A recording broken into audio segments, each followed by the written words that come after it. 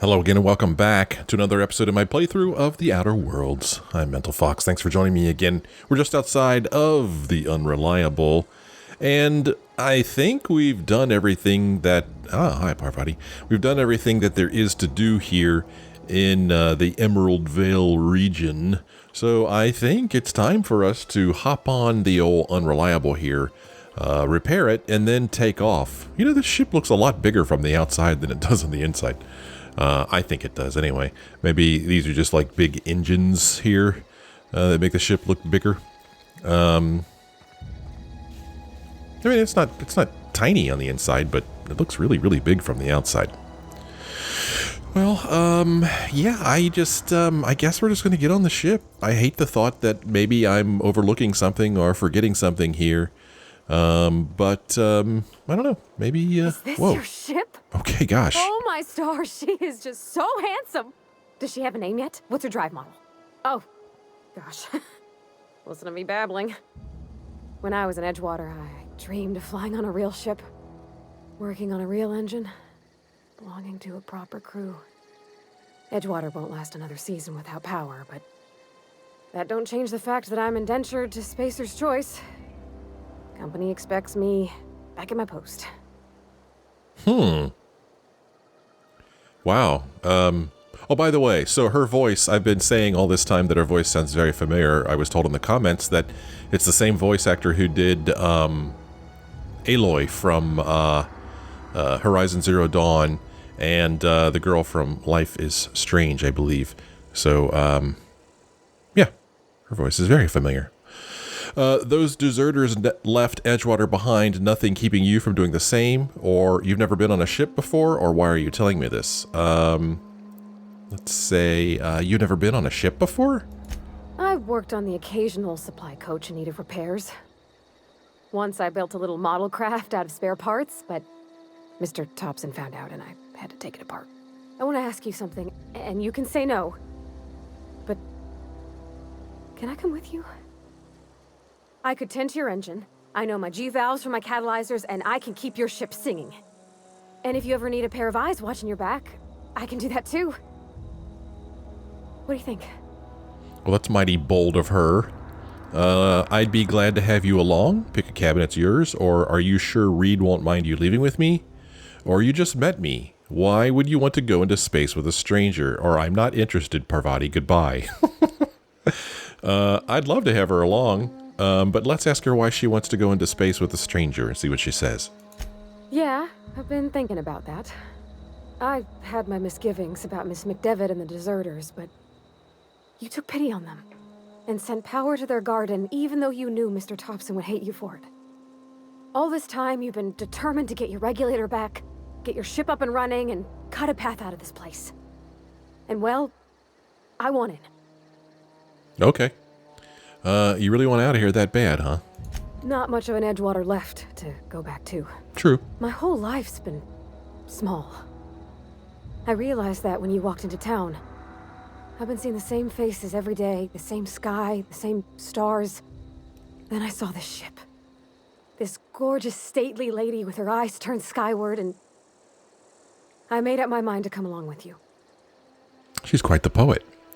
All right, pick a cabin, Parvati. You're coming with us. Yes!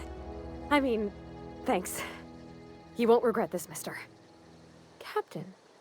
I can call you Captain now. Ha! I got a captain. Okay. Well, sorry to be aiming this gun right at your face there, Parvati, but you did kind of jump right in front of me. That's kind of a dangerous thing to do out here in a scary place like this. I mean, I could have thought that you were a marauder or something. Something you need? That's it. Okay, just making sure you didn't have anything else you wanted to say. Do you need to go back and get anything from your home? Oh, but you can't. It's all sealed up now because of the power. It's kind of interesting. It looks like there's like a bit of a fog here, which makes me think that maybe it's like early morning here in the Emerald Vale, which is pretty neat, a nice touch. Remember in the last episode we went over and we explored this wrecked ship here. I kind of just want to peek my head over here and see if these behemoths are over here, because like I said, I'm pretty sure that this is where the behemoths were when we first landed here. I don't know where they went, but I'm not seeing them now, so missed out on our opportunity to take down some behemoths over there. It's kind of interesting to me. Huh. It's either like you do it at the start of the game when you're weak, or you don't do it at all, or maybe it's just bad timing on my part. I don't know. All right, enough screwing around. Let's get on the ship and see what happens. This is exciting. I've really enjoyed this part of the game, but I'm also very excited to see what happens next. If there's going to be like places we could travel to. So, I mean, our ultimate goal here from Phineas Webb, was that his name? Phineas? What was Phineas something. He pulled us from the Hope and then sent us down here to find some chemicals, I believe is how he put it, that would allow him to revive the rest of the people on the Hope, because he had to use like a lot of chemicals to revive us, and he ran out of chemicals. So that's why he sent us down here, to find chemicals. We didn't find any here on this planet, so I guess we're going to hop on our ship and go to the next place and see if we could find this stuff for old Phineas.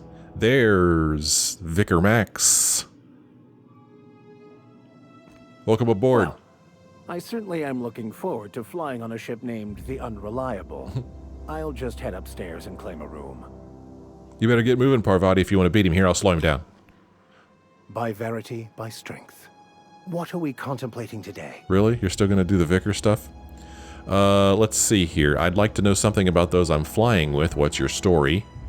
Tell me again about the book we picked up that's in French. Remind me, what are your thoughts on the philosophists? Any ideas where we can find someone who speaks French in this colony? Let's ask him about the French book again. That cracks me up. Bakonu, the author, had some interesting theories about man's perception of reality that I thought could be applied to our attempts to decipher the plan. Unfortunately, he was also one of the founders of the philosophist school of thought, so the book is banned in this colony. Oh, okay. And what are your thoughts on the philosophists? Philosophism's a false religion that stands in contradiction to almost everything we know to be true. They believe all is chaos, in stark contrast to OSI's belief in the plan. But most of the philosophist perversion of Bakonu's thoughts came more than a century after his death. Okay. Anybody who speaks French? I've been thinking on that. There's a former infamous philosopher scholar who fled Terra 2 some years ago. He's an expert on Bakonu. He's also who told me of the journal's presence in Emerald Vale. If anyone in this colony could translate that book, it would be him. Okay, let's see. That sounds like a good lead, but how do we find him? Or that seems like a bit of a long shot. What makes you so sure? Or seriously, only one guy in this whole colony can translate French? Oh, and a former what now? Let's call him out. You caught me. Listen, the OSI frowns on fraternization with philosophists. I'd like to keep my associations with our scholar friend quiet. Okay. Really only one guy in this whole colony can translate French? Seriously? The only one I'm aware of. I suppose we could always just ask random passers-by if they are fluent in it. I don't think I like your attitude, buddy. Hey, I'm the captain here. Only I get to be a smartass. Or your sarcasm is duly noted and will be reflected in your review. Point taken, or that sounds like a great idea. I'm the captain here, buddy. 1,000 pardons, my good captain. I thought we were engaging in witty repartee. Now, as far as tracking down this scholar, we should start on the Groundbreaker. It's where I'd go if I wanted to get off Terra 2. Great place to pick up a ride to Hephaestus, Scylla, even Monarch. All I need is access to a data cartridge from the security terminal. Their easily hackable system keeps a registry of all crew manifests for both arrivals and departures. Okay. How will a crew manifest help us track down your scholar friend? Or how is it that a simple vicar happens to be such a highly skilled hacker, Before I transferred to Edgewater, I had a wealth of time to develop certain, secular skills during my years serving a particular penitentiary flock. I meditated, led sermons, provided guidance to the inmates as needed, of course. I also played prison yard tossball and taught myself a bit about computronic security systems. Of course you did. This seems like a dumb question to ask, but let's ask him how a crew manifest will help us track down his scholar friend. I'll comb the last 6 months of departure manifest to track the Philosophist's off-world destination. Okay. Well, sounds good. Let's go. Thank you, Captain. I wonder if, like, he has, like, a certain personality, and he, like, remembers things. Like, when I was like, hey, man, I'm the captain. I'm the only one who could be a smartass. I wonder if his personality and the way he responds to us changes as the game goes on if I keep treating him like that. I don't know. Well, there's Ada in there. I guess we talk to Ada and have her, you know, blast us off. Parvati, poor thing, she can't pick a room because she's attached to us at the hip. Where are we headed? I don't know. You just heard the guy talking. We did get a new quest, though. Let's take a look at it. So in our main quest here, Phineas needs your help to set things right in Halcyon, but you'll need transportation first. You found the power regulator, return to your ship. But we just got this new one here from Vicar Max called The Empty Man. Vicar Max believes the book you retrieved for him in Emerald Vale holds the key to his enlightenment. He has requested your help in tracking down someone who can decipher its contents. We're to locate a security terminal on the Groundbreaker. Vicar Max wants to track down the scholar who told him about the banned Journal of Mbakonu in order to translate its writing. If the scholar has been through the Groundbreaker recently, Max thinks he can track him down by accessing a data cartridge from a terminal in the Groundbreaker's security office. Oh, I guess I've been talking so long that the music stopped. Oh, it's coming back. Good. Yeah, let's go ahead and take off, man. Let's get this show on the road. Captain, I have detected that the town of Edgewater is now without power. I appreciate you doing your part to hasten their demise. Really? You got something against Edgewater? Oh, that's very HAL 9000 right there, isn't it? Alright, let's, she's just standing over there. Let's talk to Ada. What can I do for you, Captain? Well, I have a power regulator. Remember you asked me for one of those? Do you know how to install a power regulator? Yeah, I know what I'm doing. Kind of interested to see what she'd say if I said this, but if I do this, I'll get experience points, so I'm going to do this one. Outstanding, Captain. Your aptitude for engineering will prove invaluable in the event of another catastrophic engine failure. Our engine room is located behind you. Across the cargo bay, up the ladders. Okay, well, I'll be back. Come on, Parvati, I'm going to show you the engine room. Let's go.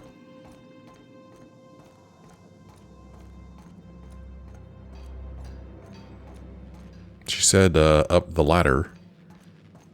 So up we go. And into this red room here. Alright. Come on, Parvati, I want you to see this, because you might have to do this at some point. I'm going to show you how to fix the ship. There you go, get over here. Oh, it was easy. Okay, now we go back and speak with Ada. Don't know if there's new text in our quests. Speak with Ada now that the power regulator is installed. Speak with Ada to pilot the Unreliable out of Emerald Vale. Whee! That's okay, we'll heal. It's no big deal. I actually was going to try to land on that shelf up there, but I guess I missed my mark. I wonder whose bed this is. Parvati, this is your bed. I mean, she's going to be taking care of the engines, right? But she wants a room. Give her a room. What can I do for you, Captain? Well, I've installed the power regulator in case you didn't notice. All systems are operating within acceptable parameters. Cool. I am prepared to bring the Unreliable into low-altitude orbit. This should prove an adequate test of our flight capabilities. Let's see. Let's get out of here. I don't think I need to take care of anything. Let's go.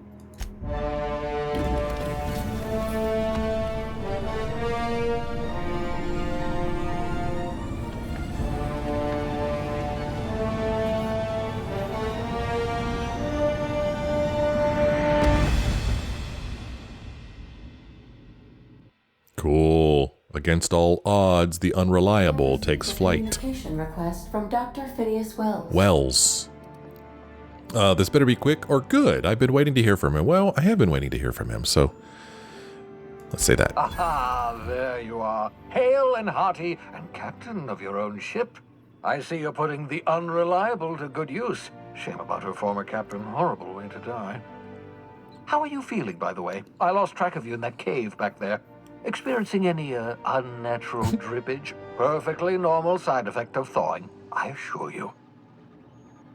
We've acquired a poster. We've acquired an antique saber, I think is what it said over there. I wonder what happens if I'd just sit here and don't respond. Will they finally say something? We've acquired OSI vial. Okay. Anything else we've acquired since we've taken off? Okay. So he's asking us how we're feeling. Get to the point. I've been feeling a little lightheaded. Also, I can slow down time. And never been better. Let's see if he has any insight on this time slowing down business. Oh, yes, that's probably permanent. I wouldn't worry about it, though. I'm sure you're fine.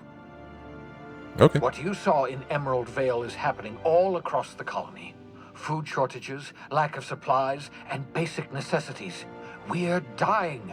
The chairman, the minister, and all their lackeys on the board are to blame. The Hope has some of the brightest minds Earth ever sent us. If we can revive the Hope's colonists, they can help us undo the board's mistakes. They can help us set things right. You need to get to Stellar Bay on Monarch. I have contacts there. They'll help help us, find the chemicals to revive your fellow colonists. Gladys Kelly, lovely woman, runs a cozy little black marketing outfit on the Groundbreaker. She can get you a nav key to land on Stellar Bay. We can now travel to the Groundbreaker docking bays. We can also travel to Phineas's lab docking bay. That's pretty cool. Where else can we travel to? Let's see. Anything else going to show up over here? We could travel to Scylla landing pad from our ship. Ooh, all kinds of exciting places to go. This is all very exciting. I'm excited about it. So you can see here that his name is Wells. I thought it was Webb. I was close. Come on. So he wants us to meet this Gladys Kelly on the Groundbreaker. Fine, I'll go have a word with Gladys. Why do I need a nav key to land on a planet? Slow down, you're asking me to get involved in the black market? Or I could put a couple light years between me and Halcyon, or can't I land somewhere outside Stellar Bay? Well, I don't really know what Stellar Bay is. Let's see what happens if we say this. Without a skip drive, good luck. You'll be dead before you make it to the nearest star. Look, I admire your optimism, but the sad truth is you're stuck here. You, me, and the rest of this colony. We're all skating precariously around the edge of oblivion together. None of us are leaving Halcyon alive, so we may as well make it a better place, and we can start by reviving the Hope. I still don't know if I trust this guy. Let's see. You said something about needing a nav key? Captains don't fly their own ships, you see. Your navigation terminal handles the, navigation. Think of a nav key as a set of flight instructions. The board's been confiscating nav keys for Stellar Bay, so we must rely on unconventional means of acquisition. Hence, Miss Gladys Kelly. Okay. Can't I land somewhere outside Stellar Bay? I don't know what Stellar Bay is. In theory, I suppose you could land your ship in Cascadia, and in theory, I suppose you might survive the experience. Cascadia is utterly seething with dangerous, highly aggressive creatures, more than capable of tearing you limb from limb. You'd have to be a lunatic to land in Cascadia, and I'm reasonably certain I tested your brain for incipient signs of insanity. Trust me, talk to Gladys Kelly. He really wants us to go talk to her. How do we know we can trust her? Gladys and I have been doing business for years. Her smuggling credentials are unimpeachable. If anyone can get you a key to Monarch, it's her. All right. I don't like the idea of working with a criminal. Criminals? Goodness, no. Smuggling is a perfectly legitimate business venture. If misappropriating board property is a crime, well then, throw me in Tartarus. Plenty of ways to make money in Halcyon, you know. Not all are above board. Oh, above board, above the Halcyon board. Get it? Yeah. Hilarious. Ah, well, sophisticated humor, puns. Appreciation of puns is a sign of advanced intellect, you know. Okay, well, let's go talk to Gladys. Excellent. I'll send her a wireless. Let her know you're coming. By the way, I gave Captain Hawthorne a disguise apparatus of my own design, cutting-edge technology, years ahead of its time. I call it the holographic shroud. I'm sure it will prove remarkably useful to you. You'll find it in the captain's quarters. Okay. What is a holographic shroud? Marvelous device. I'm quite proud of myself. The shroud changes the user's appearance to mimic that of another. It has limits, first-generation technology, you see, but promising. Exciting to see it in use at last. Very simply, the holographic shroud uses biometric information contained on standard identity cartridges to generate a holographic projection around you. Okay. So what are the limitations of this thing? Only stands up to a casual scrutiny. Use it too long, bound to flicker, blur, something like that. Movement makes it more likely. Best used in moderation. When you see guards in your path you can't sneak past, for example. Maintain your distance. Act normal. No running, no jumping. Don't draw their attention. If they pay attention, they're more likely to notice flaws in the hologram. Interesting. People actually fall for this thing? Ha ha ha ha! The beauty is they don't expect it. The shroud is the only one of its kind. We humans have a tendency to overlook the unexpected. Activate the disguise, walk past someone. What do they see? A figure dressed like a fellow employee. Don't act odd. They won't focus on you. Okay. Well, I guess I'll put it to good use. Sounds interesting. Excellent. I'll contact you once you've found a way to get to Stellar Bay. If you have any questions, come see me in my lab. And remember, don't trust the board. They'll try to win you over with promises of wealth and power, but it's a lie. The board's only interested in filling their own pockets. If we don't put a stop to them, they're going to run this colony to the ground. Transmission ended. If you are ready to depart, please select a destination on your navigation terminal.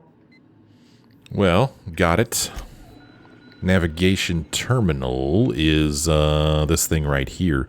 But before we do that, oh, okay, I guess Parvati's decided to go to her room finally. She didn't want to eavesdrop on that conversation.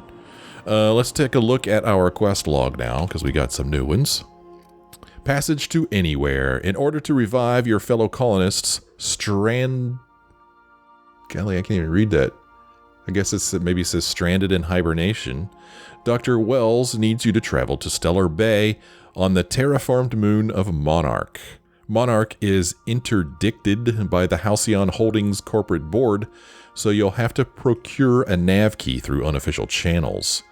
We need to speak to Gladys on the Groundbreaker. Phineas Wells wants you to contact Gladys, a black market fence located on the Groundbreaker, the only neutral station in the Halcyon colony. She can sell you a nav key to Stellar Bay on Monarch. Wait a minute, I have to buy this thing? Optionally, we could retrieve the holographic shroud. Phineas Wells mentioned that he gave a device to Alex Hawthorne, the holographic shroud. It uses biometric data from identity cartridges to project a disguise around you. This will be useful for gaining access to restricted areas. That sounds pretty cool. So, let's go check that out. But look, here's Vicar Max up here. He's got a tab up here now, and he's got some weaponry. He has a sawed-off shotgun and has the Magnum modification. And he's also got this telescoping staff. And then here, it looks like we can give him a perk. We can increase my hack skills when he's in the party. Or we can decrease the amount of threat this companion generates when attacking enemies, making them less likely to attack this companion. We could do the opposite. And then we could also increase his base health. Well, I think that's a pretty safe way to go about things. Let's just go with that. Okay, we'll do that. So, Max, he's level 7. Parvati is level 7. She has 585 health, where he has... I have to do this every time. 601, I don't know why he has more. I guess he's just a little hardier. He's not wearing a helmet. And this thing that he's wearing has a lot of armor protection for for vestments. Jeez. These are the finest vestments you have ever seen. Not a speck of dirt is on them. Wow, it's really impressive how much armor they have here. It's interesting. And then, yeah, interesting. Okay, his perk is that he's healthy. There you go. Well, we gave Parvati the same perk, right? We gave her the healthy perk, base health plus 30%. So I guess she just simply didn't have as much base health as the Vicar. Here's her skills: persuade, lockpick, and engineering. And then his skills are intimidate, hack, and science. Okay, that's kind of cool.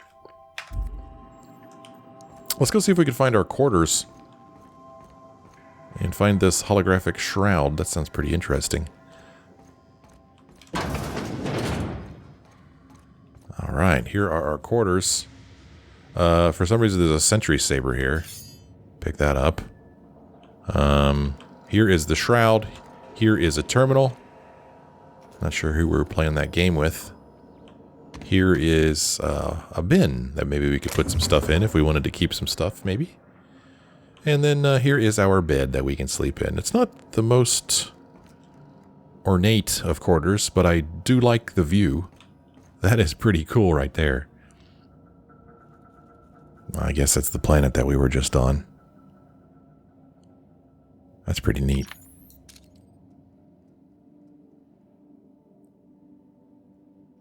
I like it. Let's look at our terminal before we pick up the shroud. Welcome, Captain. Messages for Alex Hawthorne. Logs. Viewing log entries from user A. Hawthorne. Log entry number 1, titled Shrink Ray. Note to self, remember this later. No, better, Ada, remind me weekly to check this log until I tell you to stop. Yes, I mean continually. No, Ada, not if I'm dead. Why would you even ask me that? Back to my point. I saw in actuality with my own 2 eyes a sublimely powerful weapon in Wells's lab, just sitting there for the taking.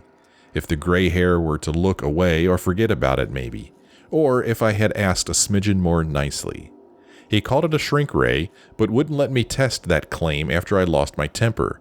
Said he was inspired to create the thing by the achievements of other scientists who dared to push the boundaries of human knowledge and decency laws. I had heard rumors of fantastical weapons like this one, weapons that push the boundaries of the mind and science's cutting edge, but I figured they were just stories, to be honest. Laying eyes on Wells's shrink ray firsthand is enough to make a fellow wonder if there's more to the rumors. More to be had, AH. Interesting. Log entry number 2, titled Hammer Power. The last time I got sloshed, I mean I was imbibing at the Lost Hope on the Groundbreaker. Look, Udam was really free with the drinks. He seems like an okay fellow. I shamelessly but subtly eavesdropped on 2 Mardits yammering on about a mad scientist some years back who'd claimed he'd made a huge discovery that would change the fate of the colony. Like none of us have heard that one before. But here is the good part. The Mardets said the mad scientist kept yelling about the hammer's power or something similar. A strange weapon with a special power created by a crazy lab coat? Sure fits the bill. It could be another one of the weapons that inspired Wells. Okay. Log entry number 3 titled Black Market Leads. Why won't Wells just give the shrink ray to me? Blast him to the depths of the labyrinth on Tartarus and back.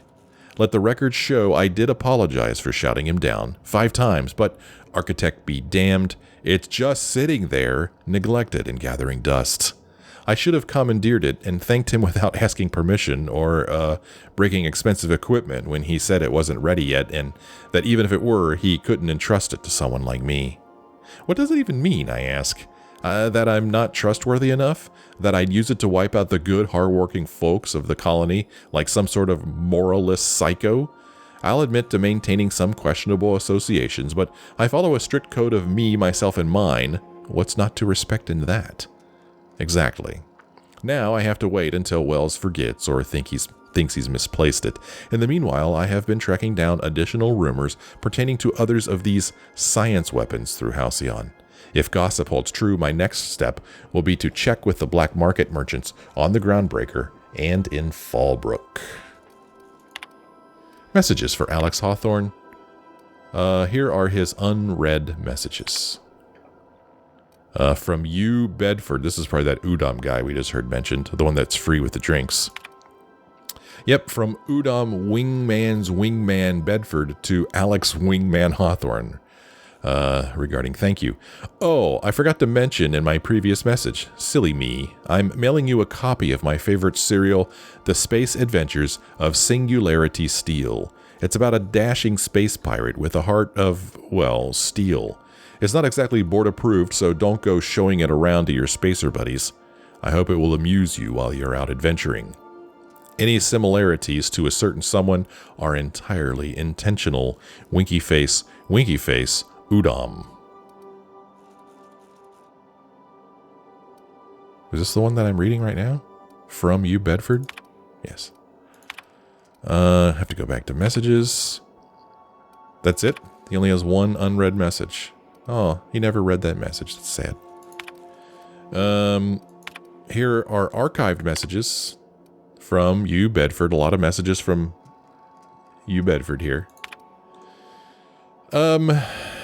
So this is the message he sent saying thank you.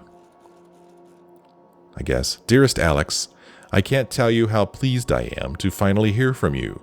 Your message was hilarious. I'm delighted by your sense of humor and the tale of your hijinks. I hope your terminal will cooperate for the foreseeable future. By the way, I was scraping Groundbreaker's comms network for tasty little tidbits, and I noticed you declined to dock at Edgewater's landing pad and instead touched down in the wilderness. You rugged individualist, you. I only pray that idiot Thompson wasn't giving you any trouble. Anyway, I hope your meeting down on Terra 2 proves fruitful, and I look forward to corresponding with greater regularity. Your best friend, Udom. From Udom to Hawthorne, subject, hello? Alex, I don't know where you were raised, but I'd hazard to guess it may have been a barn, because anyone with even a modicum of decent rearing would know it's unforgivably rude to ignore the ardent, sincere messages of one's friends. Best, Odom. P.S. Please respond. From Udom to Alex, checking in. Dear Alex, hello. Hope this finds you well. It was a pleasure to see you in my office again last week. Once again, I'm terribly sorry about the impounding mix-up. How could it have happened a second time? Terminals these days, I swear. Dreadfully unreliable. Aha, just like your ship. I hope you've given some thought to that thing we discussed. You know, about the Wells fellow. I'm so sorry to press, but I have the strangest tickling feeling that you really do know him. And if you could just tell me where he is, well, it would be marvelous for our friendship, wouldn't it? Looking forward to seeing you again, wingman. Your dear friend, Odom. Or Udom. And then another one from Udom. A pleasure is the subject. Dear Alex, hello, Udom here, Udom Bedford. We met when I accidentally impounded your ship. My silly fat fingers embarrassing me once again. I hope that wasn't too terribly inconvenient for you. It was such a pleasure for me, and I tremendously appreciate your forbearance and not throttling me. You really are quite the gentleman. If you're ever in Groundbreaker's airspace, well, space, please don't hesitate to look me up. The Lost Hope serves Spectrum vodka. Perhaps we could try every color. You know, really tie one on. Let me know, your new friend Udom. So these messages were in reverse order. Return to root. Messages. Sent messages. One message he sent to Udom. No subject. Look, there's no call for shouting. My terminal was busted. Had a few too many, and I might have knocked it off the desk. You know how it is.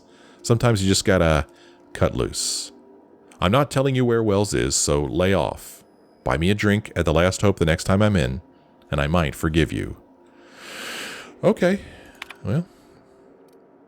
For some reason, this Udom guy wants to find Phineas Wells, and Alex was not divulging that information. Weapons from the Void. New quest has popped up here. That's very exciting.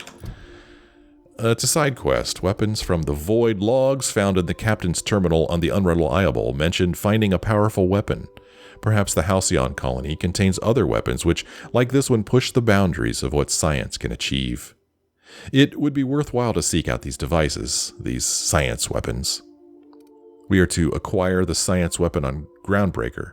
The logs on Hawthorne's terminal mentioned rumors from the Groundbreaker of a scientist who bragged about a powerful weapon he was researching. Perhaps more details can be found on the station.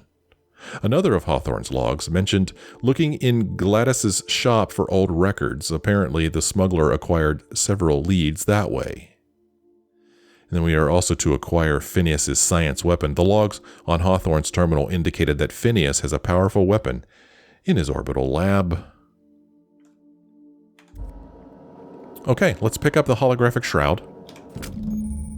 The holographic shroud projects a disguise on you and your companions that gives you access to restricted areas, provided you have the correct ID cartridge for that area.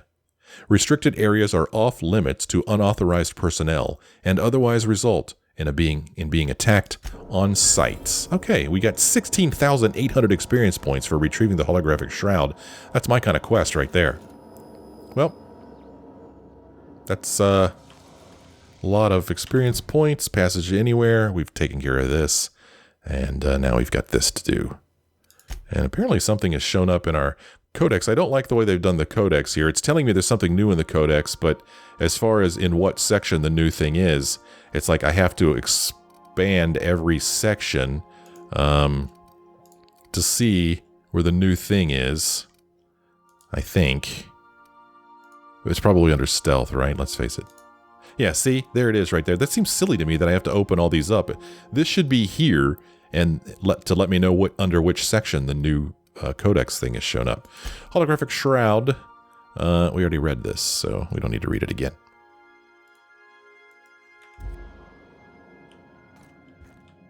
No privacy. Ada's always watching. Let's check on our crew. See what rooms they've picked. Oh, hi, Sam. Whoever or whatever you are. I'm going to help myself to those things, okay, Sam? I didn't think you'd mind. Sam, let's talk to him. There's no response from the automechanical unit. A serial number etched in its chassis includes the letter Sam. Leave the automechanical alone. Well, it looked like a new quest showed up there. Called the Cleaning Machine. You found a non-operational sanitation and maintenance automechanical on the Unreliable. If you can get it running, it may prove useful. Ask Ada about the SAM unit. You found a defunct sanitation and maintenance automechanical in the supply closet upstairs on the Unreliable. A cursory search of the unit revealed the name Sam, but little else. Ada may know more.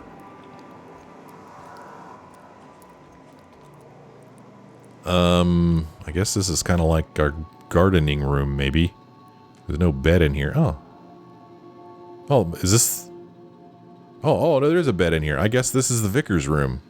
Okay. It's funny, it's not stealing. Examine. Banged up toolbox. Full of modified tools with unique mechanical usages. Digging around in here would be an easy way to lose a finger to a saw-toothed blade. Okay. There's a book here. The Modern Steel Wrench and You.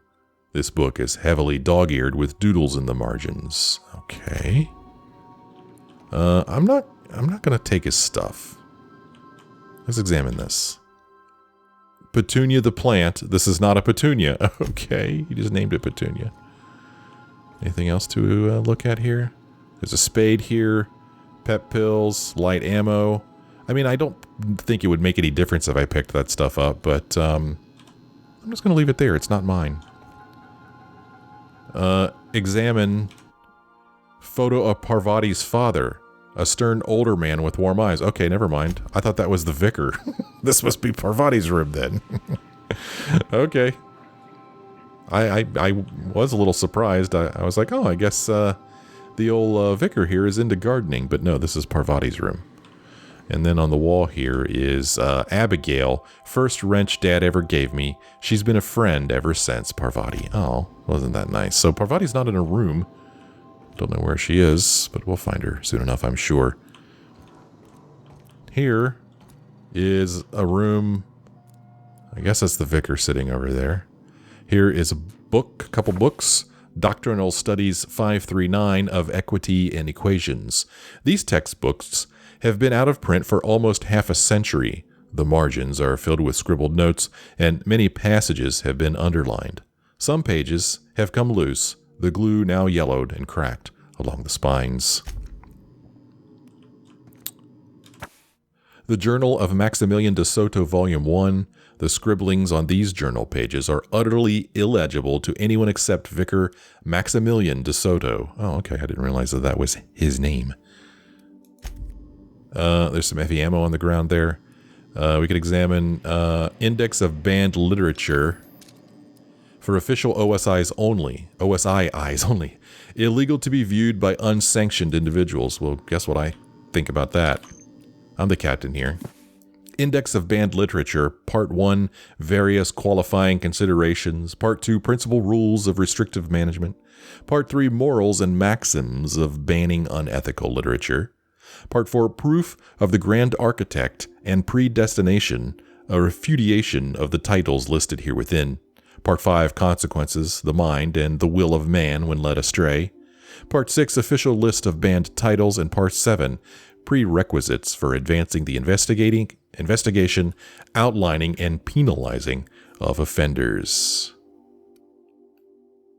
So, I don't know what made this pop into my head, but do you remember when you learned certain words? Like, I mean, I don't remember when I learned the word investigation or mind or consequences, but I do remember when I learned the word prerequisite. It was back one Christmas I got the Advanced Dungeons and Dragons set. And in the rules, you can imagine they talked a lot about prerequisites. You need to know this before you could know this, and I'd never heard that word before. And I remember having to look it up in a dictionary because, man, I devoured that Advanced Dungeons and Dragons, those manuals when I got them. But anyway, I just thought I'd share that. Here is something else to examine. OSI anointment vial smells suspiciously like iceberg aged whiskey. Does it now? Look at this. I don't know. Wow, I don't know who helped him move all this stuff in here, but he certainly is making himself at home, isn't he? Oh, there's a book here, but I can't look at it. I could sleep in his bed, though. Nice view. Oh, hello, Captain. Hi. How you doing there, Vicar Max? I'm just going to look at your stuff if you don't mind. Tossball trading cards. In mint condition, most of these cards represent players from the Hephaestus Hammers and the Tilebackers. Cool. And here's another book, The Art and Science of Tossball. Impossible to put down. Order of Scientific Inquiry, Office of Literature. This endorsement has been approved. Auntie Cleo's Darlings. Signed by Seymour Whitlock, who held the record for most on-the-field fatalities for 3 consecutive seasons. Okay. Oh, look at this. Something to examine up here. OSI banner. The religious symbol on this flag denotes the Order of Scientific Inquiry. So these rooms aren't the biggest, but he's certainly making the most of them. But I don't know why he spilled all this heavy ammo on the ground here. I mean, on one hand, I feel like it's his stuff, but on the other hand, I'm like, well, if I don't pick it up, it's just going to sit there. We'll see what happens. Let's talk to him. I could spend hours reflecting on the secret workings of the universe. Little else in this colony offers such a relaxing pastime. So, tell me what's on your mind. I excel at confessional listening. Well, let's see. Let's talk about this this personal quest of yours. Of course.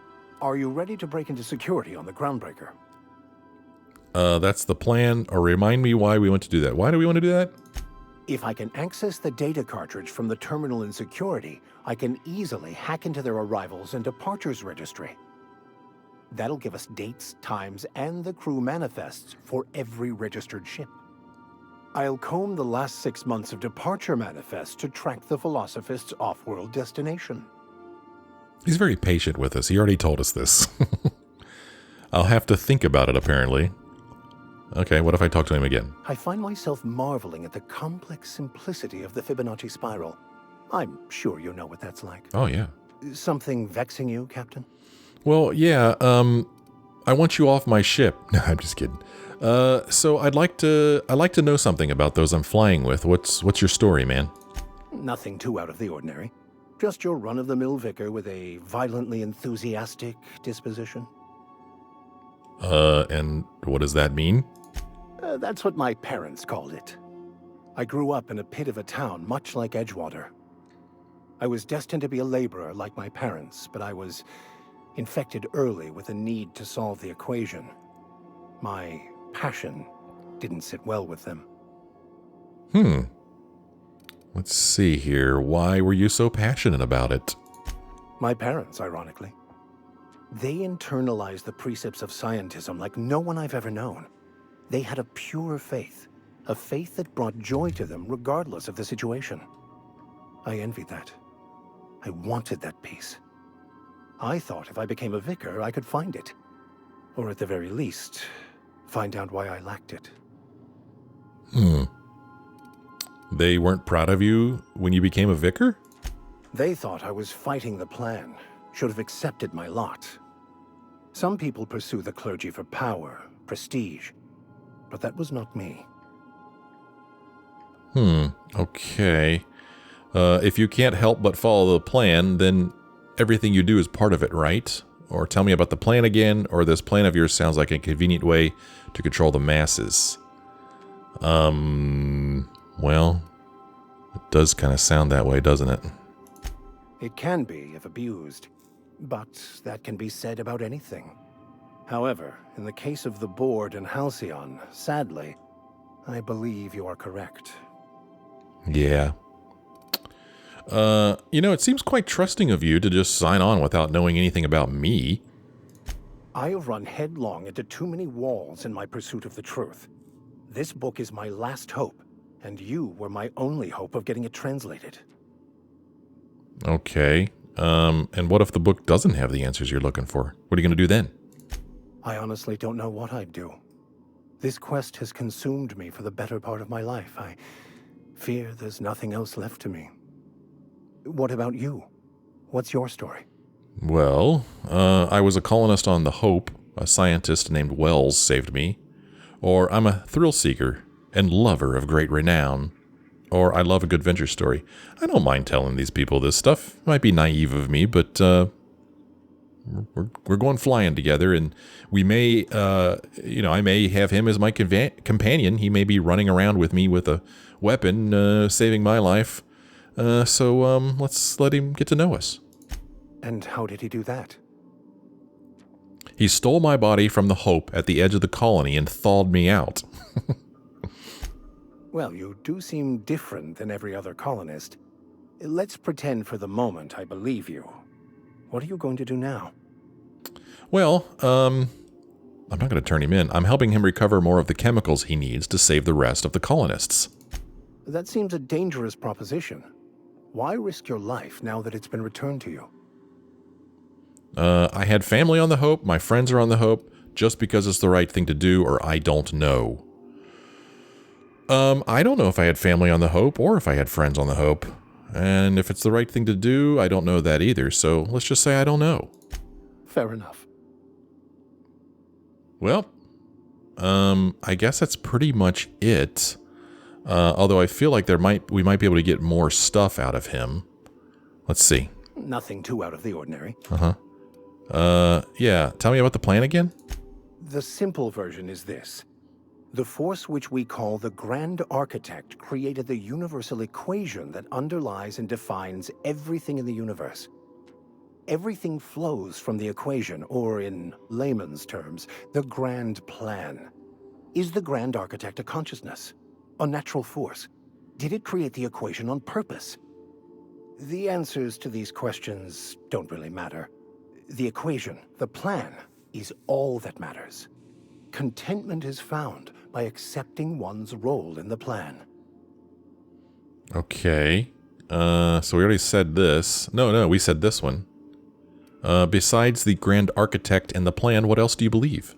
Scientism, as its name implies, believes that nature abhors equality. The strong survive, and the weak perish for the betterment of the whole. And reason, not emotion, is the seat of all morality. Wisdom means accepting the vicissitudes of life with grace and dignity. The what of life now? That sounds like a cruel belief system. Now that's a religion I could get behind. Screw the weak. That sounds cruel to me. I prefer to think of it as looking at reality for what it truly is, not how we'd like it to be. Okay, let's talk about something else then. Yes? Let's see. I feel like there's still more we could get out of him. Nothing too out of... Well, maybe not. Talk about something else. Yes? We could, his thoughts, a personal quest. Of course. Are you ready to break into security on the Groundbreaker? Well, that's the plan, I guess. Okay. All right, well, there you go. Nice to stop by and talk with the good vicar. Over here is an empty room with a poster that we can examine. Terror on Monarch. In a horrifying vision of the future, the board has been overthrown by the seditious and slovenly savages of the Monarch. Only Halcyon Helen can rescue the colony from indolence and entitlement. It's probably indolence, not indolence. Approved by the Ministry of Accuracy and Morale. So, here's a room for a future companion. Another room for future companion here. And yet another room. So, looks like we've got room for 3 more.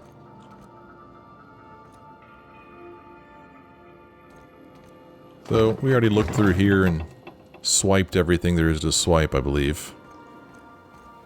So, where's Parvati hanging out? Oh, it's the bathroom. Okay.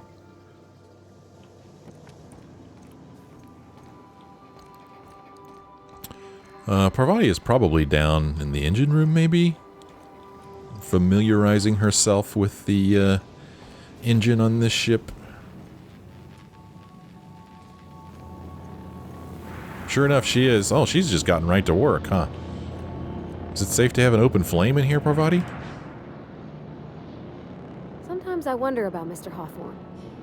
What was he like? Why'd he make the computer a talkie? You think he got lonely, flying about on his own? That's it, huh? Break time's over, or I think it's time you move along, Parvati. Okay, well, we can't talk to her anymore. And I guess that's fine, because it's time that I end this episode. Gonna climb down the old ladder here. Walk over towards Ada. In the next episode, the first thing we'll do is we'll talk to Ada about that Sam robot that we found up there. And then I guess we'll pick a destination. We'll hit the road. And we will, well, we'll go somewhere. We'll see what our choices are. And take it from there. Really excited about exploring more places in this game. I hope you're having fun following along with me. If you are, maybe let me know. Leave me a like or a comment. I sure would appreciate that. Thank you so much for watching. I sure hope you join me again in the next episode.